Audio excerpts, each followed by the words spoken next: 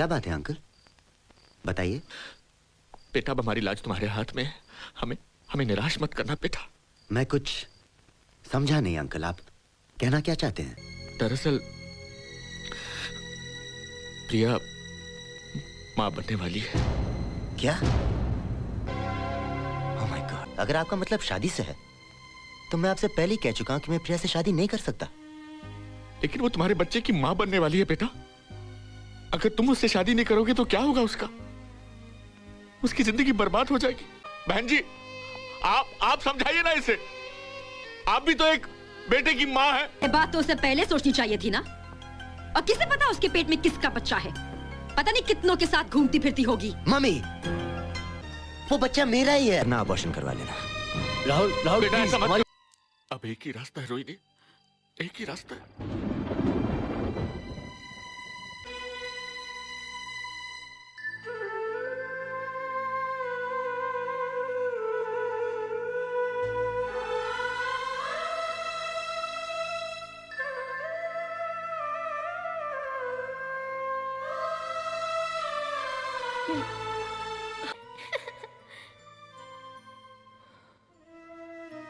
प्रिया बेटी। नहीं मम्मी, मैं अबॉर्शन नहीं करवाऊंगी। ये तू क्या कह रही है? इसके अलावा हमारे पास कोई चारा है ही नहीं। तुझे ये करना ही पड़ेगा। नहीं मम्मी, प्लीज मुझे मजबूर मत कीजिए। मैं फैसला कर चुकी हूँ, मैं इस बच्चे को जन्म दूंगी। लेकिन तुमने सोचा है कि इसका अंजाम क्या होगा? हम सब पर क्या बीतेगी? जानती हूँ आप लोग कहीं मुंह दिखाने के लायक नहीं रहेंगे। आप सबकी जिंदगी नर्क हो जाएगी। फिर वो नौबत आने से पहले ही मैं ये घर और शहर छोड़ के चली जाऊंगी। लेकिन मैं ऐसी नौबत नहीं आने दूंगा, क्योंकि आज के बाद प्रिया तुम वही करोगी जो मैं चाहूंगा। पापा। बहुत हो चुका, बहुत सुन लिया मैंने। तुम में अपना अच्छा बुरा समझने की अकल नहीं है। बच्ची हो तुम, बिल्कुल बच्ची हो अभी। मैं अब बच्ची नहीं हूँ पापा। जानने लगी हूँ कि माँ बनने का मतलब क्या है। मैं इस बच्चे को पैदा करूंगी, खुद पढ़ूंगी, इसे भी पढ़ाऊंगी, नौकरी करूंगी, आगे बढ़ूंगी, कुछ करके दिखाऊंगी। ये आसान काम नहीं है। मुझे दुनिया से लड़ना पड़ेगा। मैं लड़ूंगी क्योंकि मैं जानती हूं कि मैं सही हूं। ये तुम्हारा आखिरी फैसला है? तो ठीक है, मेरा आखिरी फैसला भी सुन लो। तुम अभी इसी वक्त इस घर से निकल जाओ और अपना सारा सामान भी लेकर जाओ। आज के बाद मैं तुम्हारी कोई याद इस घर में नहीं देखना चाहता।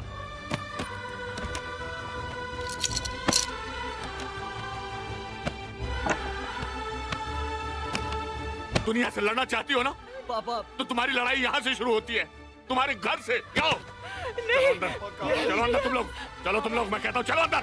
प्रिंसिपल साहब, प्रिंसिपल साहब, मैं स्टेज पे जाके कुछ कहना चाहती हूँ।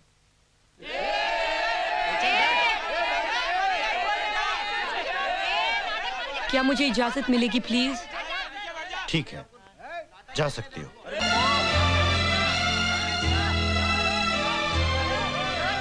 प्लीज चुप हो जाइए, प्लीज। लेट अस स्पीक यार। साइलेंस। बात तो करने दीजिए उसे। Please keep quiet. अभी अभी जो आपने नाटक देखा, उसमें जो प्रिया थी वो मैं ही हूं। नाटक बहुत अच्छा था, बहुत अच्छी तरह लिखा गया है, सबने एक्टिंग भी बहुत अच्छी की, लेकिन उसके अंदर की समस्या को एक गलत नजरिए से देखा गया है। इसलिए मैं इस नाटक से बिल्कुल सहमत नहीं हूं। तू कौन होती बोलने वाली बीच में? चुप। और खास तौर पे इसके अंत से। अंत में वो लड़की आत्महत्या कर लेती है क्योंकि उसको लगता है उसने भयानक पाप किया है, लेकिन उसने कोई पाप नहीं किया। मैंने भी कोई पाप नहीं किया। मैंने प्यार किया है, सच्चे दिल से प्यार किया है। लेकिन हाँ, मुझसे गलती हो गई, बहुत बड़ी गलती। लेकिन इसकी जिम्मेदार मैं अकेली नहीं हूं, इसमें कोई और भी शामिल है मेरे साथ। लेकिन उसने जब जिम्मेदारी लेने से इनकार कर दिया तो मैं क्या करती, कहाँ जाती, कौन सा रास्ता अपनाती? वही जो प्रिया ने इस नाटक में अपनाया है। मेरा भी मन किया कि मैं जहर की शीशी उठा के अपनी जान ले लूं, या फांसी का फंदा लगा लूं, या फिर रेल की पटरी पे जाके लेट जाऊं, लेकिन मैंने ऐसा कुछ नहीं किया। आप लोग चाहे मुझे उल्टा कहें, गंदी गंदी गालियां दे, लेकिन आखिर में मैं हूं तो एक मां ही। अगर मेरी शादी हुई होती, मंत्र और फेरे पड़े जाते, तो आप लोग मेरी कितनी इज्जत करते, कितना ध्यान देते मेरा। बेटी ऐसा मत कर, बच्चे को नुकसान पहुंचेगा। बेटी ऐसा कर, बच्चे को फायदा पहुंचेगा। मां बनना दुनिया का सबसे बड़ा सौभाग्य है, ईश्वर का सबसे बड़ा वरदान। लेकिन सिर्फ फेरे नहीं पड़े तो यही वरदान श्राप बन गया, सौभाग्य दुर्भाग्य में बदल गया, और समाज ने मेरे सामने एक ही रास्ता छोड़ा जो मेरी जैसी लड़कियां मजबूरी में अपनाती है, कि मैं अपना बच्चा गिरा दूं, अपने जिस्म से निकाल फेंकूं, जैसा कोई सड़ा हुआ दांत उखाड़ के अपने जिस्म से निकाल देता है। यानी कि एक सड़े हुए दांत और मेरे बच्चे में कोई फर्क नहीं।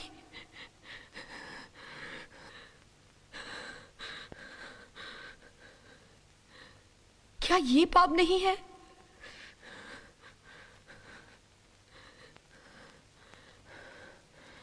मैं घंटों सोचती रही, तभी एक अचानक आवाज सुनाई दी, मां। मैंने चौंक के इधर उधर देखा, पर कोई नहीं था। उसने फिर मुझे पुकारा, मां, मैं तेरे अंदर से बोल रहा हूं।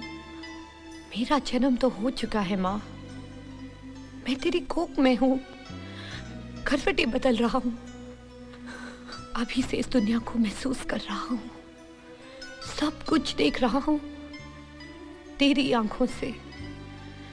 बहुत सी बुराइयां हैं, बहुत से दुख है, बहुत सी गंदगी है, लेकिन फिर भी ये दुनिया सुंदर है, जीने लायक है।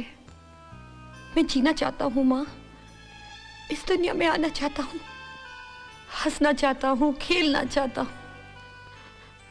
अगर तूने मेरी हत्या कर दी तो मेरा अस्तित्व ही मिट जाएगा।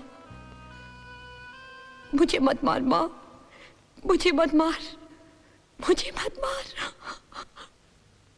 मुझे।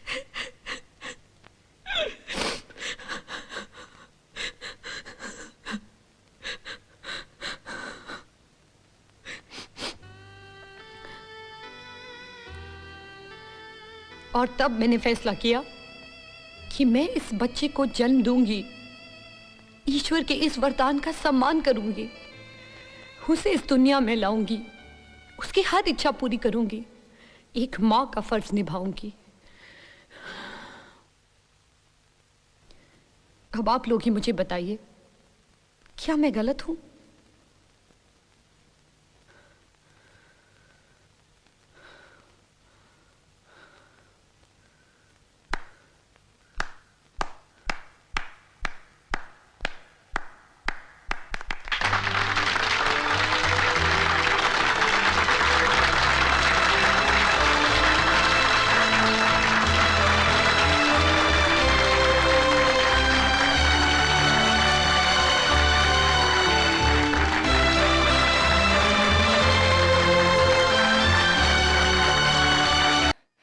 भगवान के सामने कह दूं तो ठीक रहेगा।